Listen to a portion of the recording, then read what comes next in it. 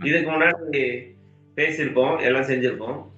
ஆனா, நேத்து நம்ம சாப்பிடும்போது, அதாவது உணரணும் சாப்பிடும்போதுன்றது கரெக்ட்டு. அது ரொம்ப நாளா பழக்கமா இருக்கு. ஆனா, ம். இந்த மழை காலத்துல வந்து கடைசியா ஒரு வாய் எடுத்ததுலருந்து முடியிற வரையும், முடிக்கிற வரையும் அத ரசிச்சு, ருசிச்சு சாப்பிடும்போது, அந்த வாயில நல்லா மென்னு, அதோட டேஸ்ட்டு அப்படி பார்க்குறோம். எப்பயுமே நான் ஒரு 3 பக்கெட் தண்ணி குடிப்பேன்.